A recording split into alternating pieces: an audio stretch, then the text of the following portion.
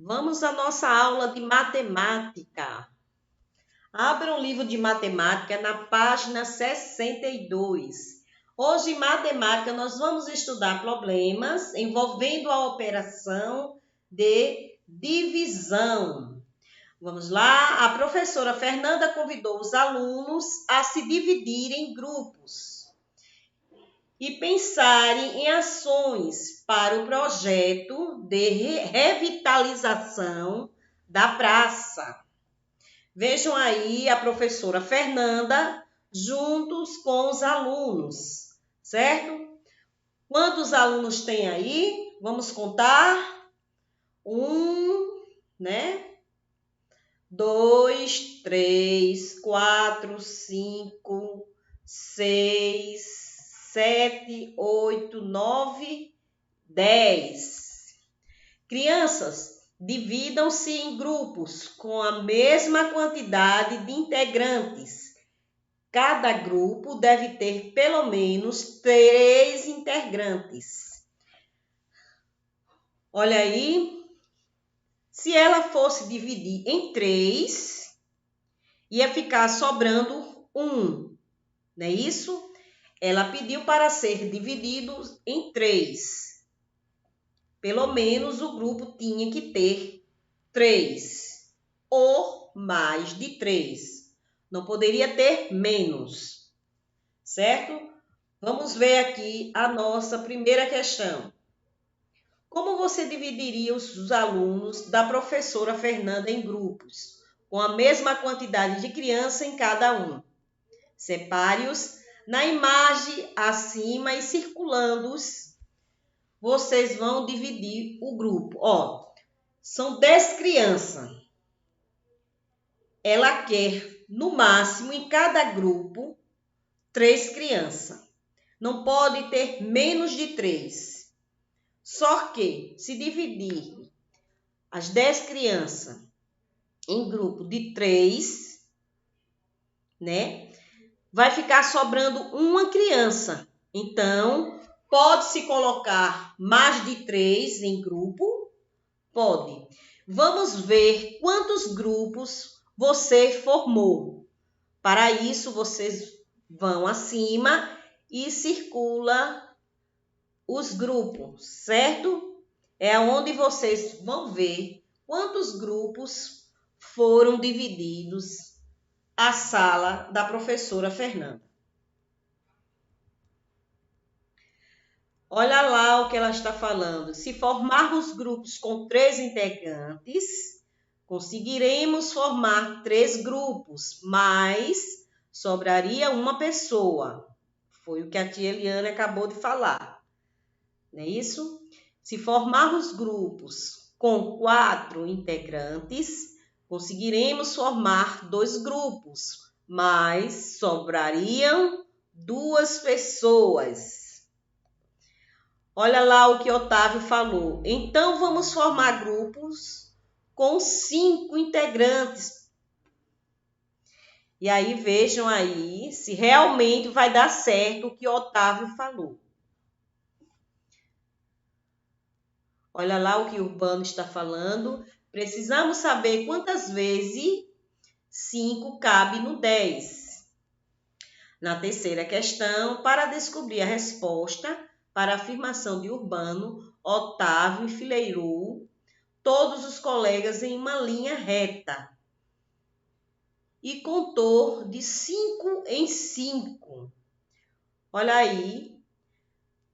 Represente na reta abaixo a estratégia de Otávio. São 10 alunos, é isso? Ele enfileirou todos os colegas em uma linha reta e contou de 5 em 5.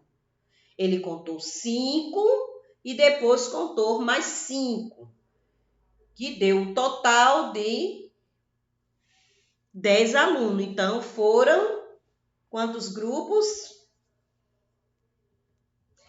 Letra B. Pinte a seguir a operação matemática cujo resultado representa a quantidade de grupos formados.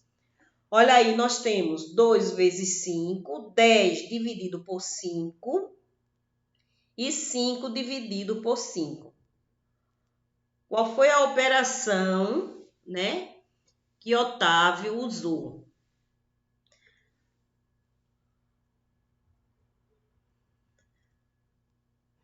Você percebeu? A operação de divisão pode ser utilizada para resolver problemas em que é preciso saber o tamanho do grupo, medida para sua formação.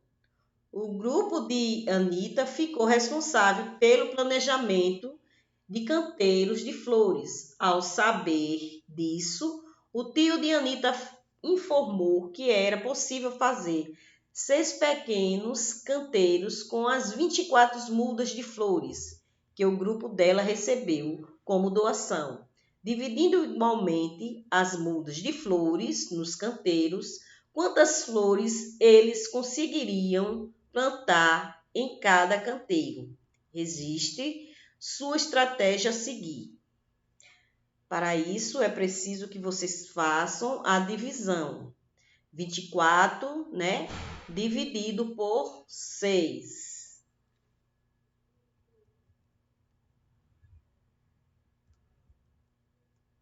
Vamos à página 64. Na página 64, na quinta questão, fala: marque com um X a operação matemática que representa a operação realizada na atividade anterior. 4 vezes 6, 24 menos 6, ou 24 dividido por 6. Vamos verificar a sua compreensão. O grupo de Anita arrecadou R$18 com seus familiares e amigos para comprar alguns itens de que eles precisariam para realizar a revitalização da praça. O grupo quer separar esse dinheiro em montantes de R$6. Quantos montantes eles conseguiriam formar? Represente sua estratégia a seguir. 7ª questão. Escreva abaixo a operação matemática que representa a situação apresentada na atividade 6. 8ª questão. Agora, junte-se a um colega e crie, utilizando a imagem ao lado, um problema envolvendo a operação de divisão. Em seguida, troque seus cadernos com outra dupla, para que vocês resolvam o problema criado por ela e vice-versa.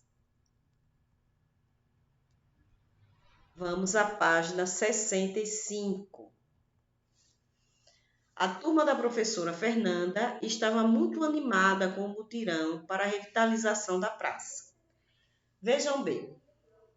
Pessoal, vi em uma reportagem que aqui na nossa cidade há pessoas fazendo hortas comunitárias em espaços públicos. O que acham de fazermos uma horta na praça? Boa ideia, assim disse a professora Massaro. Assim vocês poderão utilizar os conteúdos que estudamos em ciências.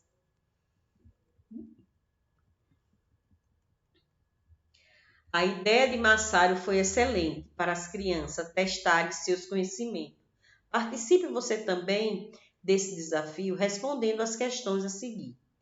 Primeiro, em ciências, você está estudando sobre os tipos de plantas e aprendeu que algumas podem nos fazer mal por serem tóxicas. Cite abaixo pelo menos 3 exemplos de plantas desse tipo. Os alunos da professora Fernanda resolveram cultivar plantas medicinais na horta da praça. Cite 3 exemplos de plantas medicinais que eles poderiam cultivar. As plantas medicinais são aquelas plantas que servem para remédio. E plantas tóxicas são aquelas tipos de plantas que fazem mal para a saúde, certo? Terceira questão. Do que precisa o local onde será cultivada a horta para que as sementes plantadas germinem. Escreva a seguir. Lembra da nossa aulinha de ciência?